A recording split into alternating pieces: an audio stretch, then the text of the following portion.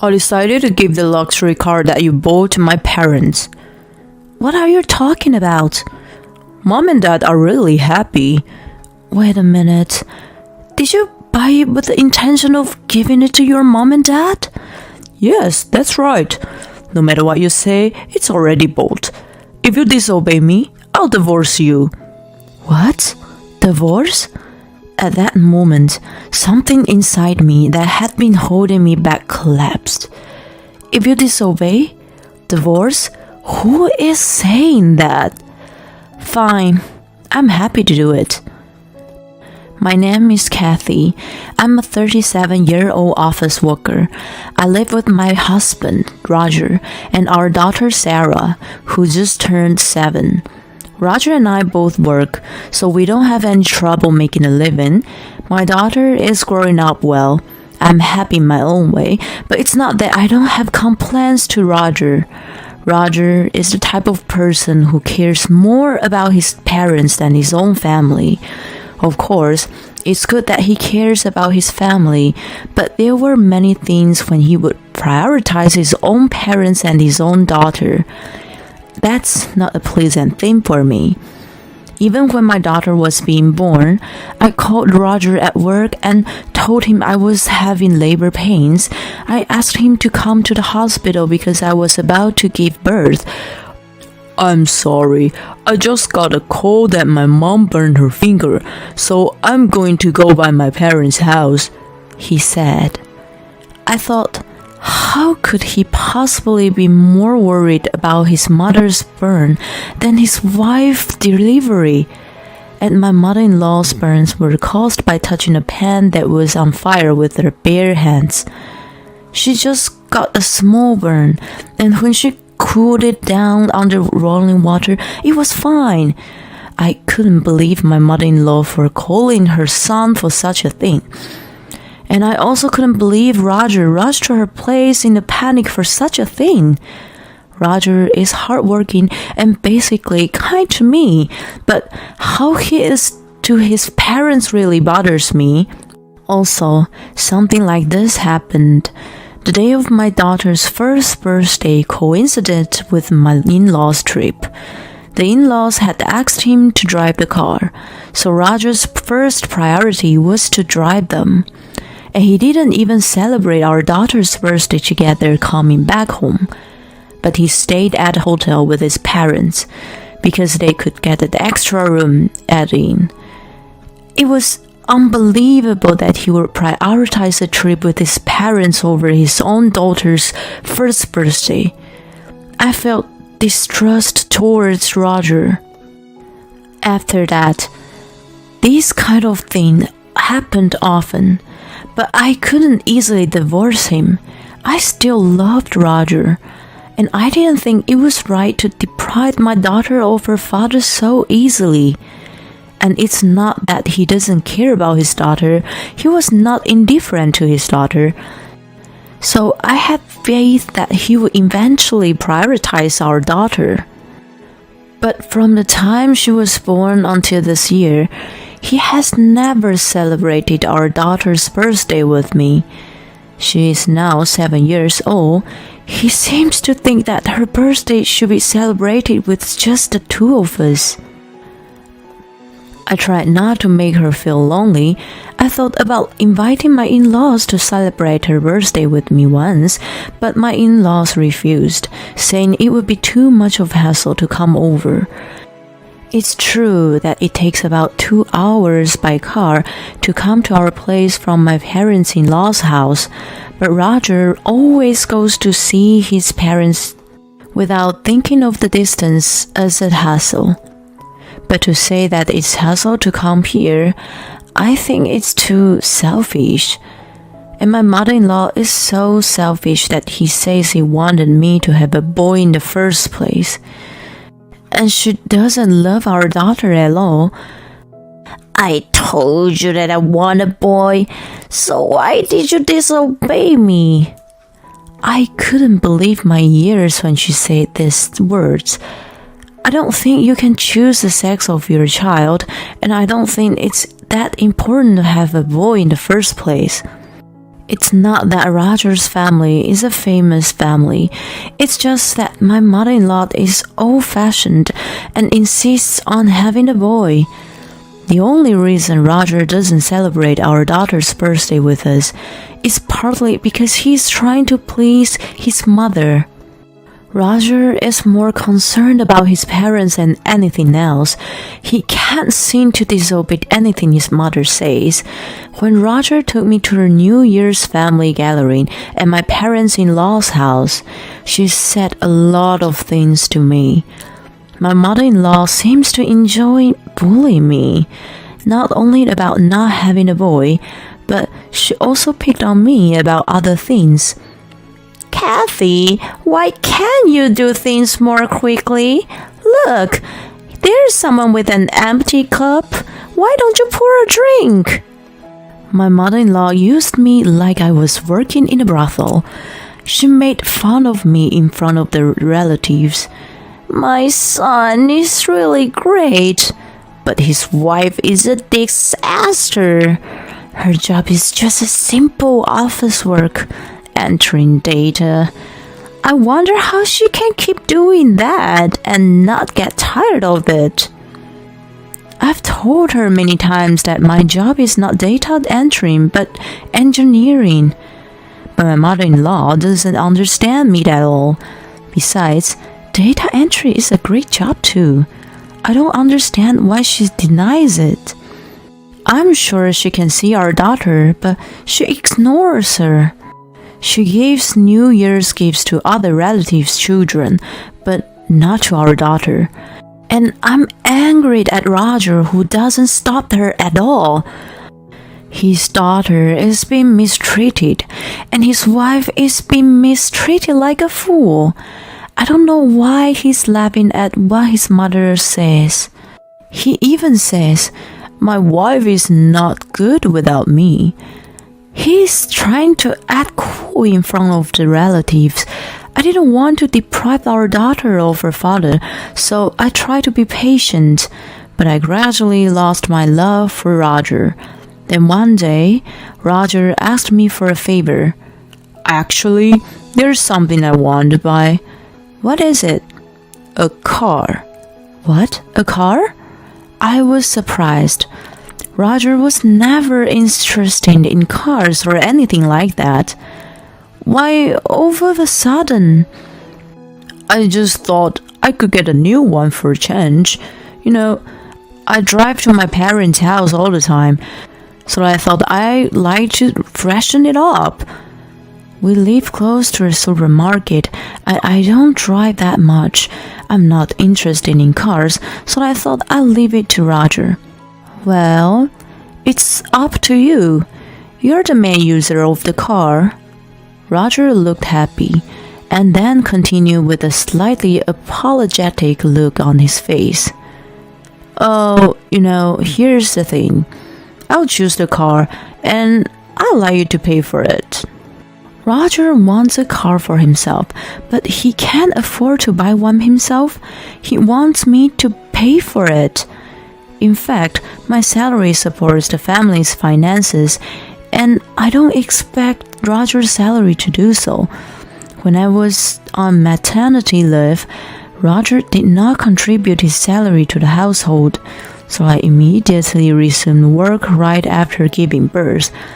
But I'm an engineer, so I talked to the company about allowing me to work remotely from home. I work while raising our daughter when she was little.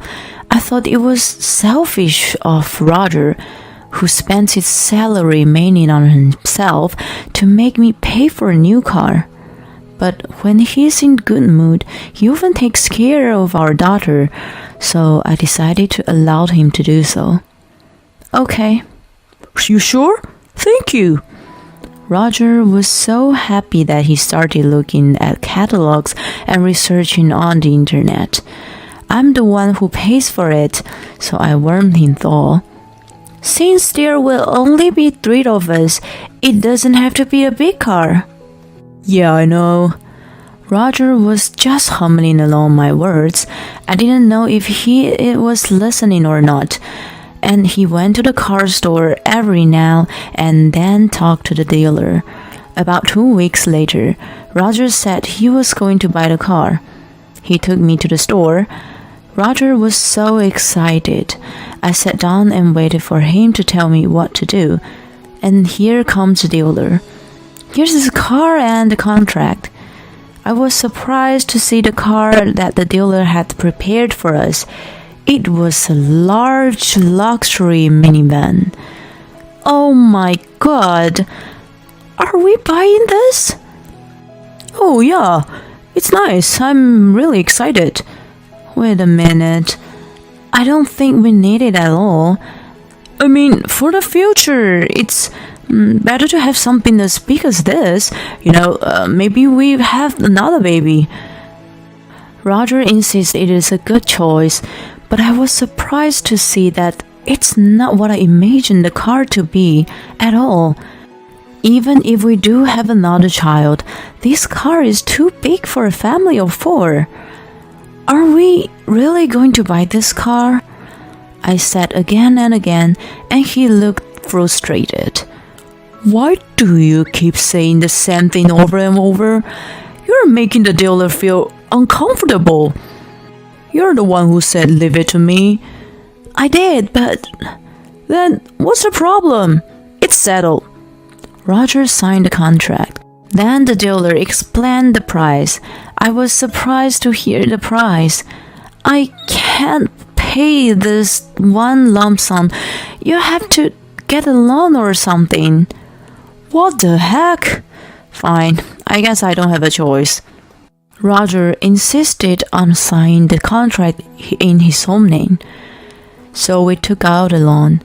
From now on, I would put the money into Roger's account and make the payments on the car loan. We bought the car in this way. Later, the car arrived at our house.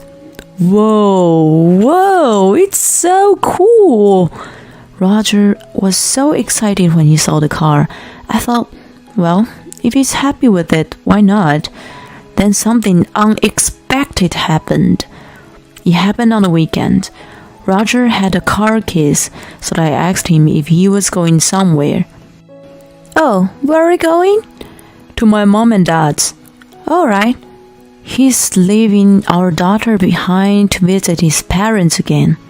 You're going in that car, aren't you? And then Roger happily says something I didn't expect. Yes, that's right. I've decided to give the luxury car you bought to my parents as a present. What are you talking about? Mom and Dad are really happy with it. Of course, I'm going to drive it in every time we go out. Wait a minute.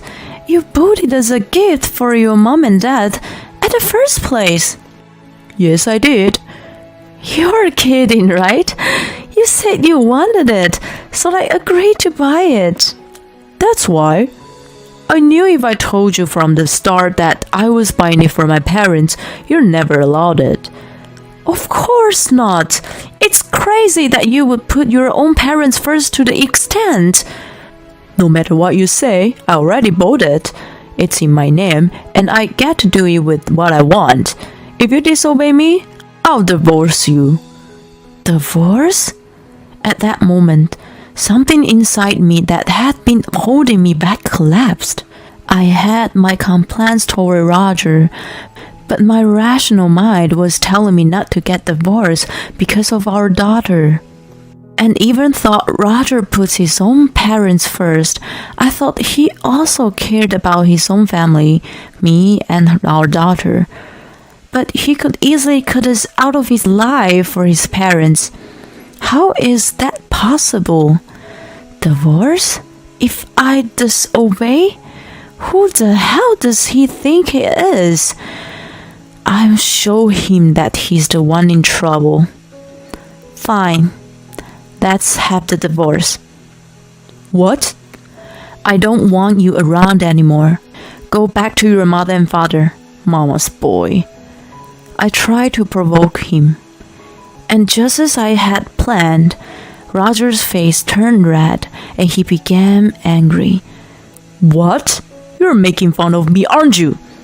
Fine, then let's get a divorce right now. I'll go get the divorce papers. Roger sniffed and went to the city office. While he was there, I started packing my stuff. I called my parents, explained the situation, and asked them to pick me up. I told my daughter to pack her things too. Meanwhile, Roger came back. I've got it. Sign it quickly. Roger had filled out the form at the city office, and it was signed in a very dark handwriting that looked like it was written out of an anger. I signed my part without hesitation. Well, I'll file it. So why don't you just go? I'm going even if you don't tell me to. You are really such a terrible wife, you know that? Roger led with his footsteps making loud noises. Why did I stay married to such a person for so long? If I had to do this, I should have left him sooner. But it's no use regretting it. I'm grateful that I was able to leave him, and from now on, I will do my best as a single mother. A few minutes after Roger left, my parents arrived. We cooperated and finished packing our belongings. We loaded them into my parents' car and went home. In the meantime, I filed the divorce papers and my divorce from Roger was finalized. It was just a piece of paper. But when I filed the papers and realized that we were no longer officially married, I suddenly felt much lighter. Then I decided to look for a place for our daughter and I to live together. About a week after Roger and I divorced, I was at my parents' house when I saw the luxury car that Roger had purchased. I walked into my parents' house with our daughter. I saw my ex-husband and my ex-in-laws in the living room. My mother noticed me and took our daughter to the other room. I went to the living room. Roger was talking to me in a panic. Oh, Kathy, what's the insurance on that car? Roger started asking me very agitatedly. What's the matter with you? Why are you barging in our house like this? I said coldly, and my ex-parents raised their voices. We don't want to come here either. We came here because of circumstances beyond our control, didn't we? Why should I be yelled at? My father was quietly angry at my ex-in-laws for raising their voices. If that's the case, could you please leave? You're strangers to us now. We can call the police and have them kick you out. Then my ex-parents-in-law were frightened and became silent. Hey, Kathy, tell me, what's going on with the insurance payments? I couldn't help but sigh. Did you forget what you said when you signed the contract? You insisted that the papers be in your name. So you bought the car in your name and took out the loan in your name. You have to pay for the insurance yourself. My words made all of my ex-parents-in-law pale. Roger had made a choice to take a loss for the sake of his own pride. Well, I didn't want that car in the first place, so it's normal that he buys it in his own name. It's his fault that it turned out to be he to do the payments. Oh no. Apparently, Roger and his parents were so excited about their luxury car that they drove the car too fast and they drove it into a guardrail. And the front part of the car was broken. Come to think of it, when I came home, it was parked so that I couldn't see the front side of the car. I didn't look at it properly, so they came to me, who was in charge of the payments, to ask about insurance. The car is owned by the loan company, so it would have to be fixed soon. And since they don't have insurance, they are responsible for the entire cost, and they would have to pay for the guardrail too. I wonder how much it would cost to repair a luxury car. I'm sure it's going to be expensive. In the end, the ex-husband and his parents returned the car and were charged a large amount of money for the repairs. After that, I received a lot of emails from Roger asking me to get back together with him. One of the messages said that they couldn't afford to pay their rent and utility bills. He moved back to his parents because of that. However, it seems that Roger's parents were really hard on my ex who was driving the car. Now he doesn't want to stay at home because of their attitude. But he can't live alone because he has a lot of debt.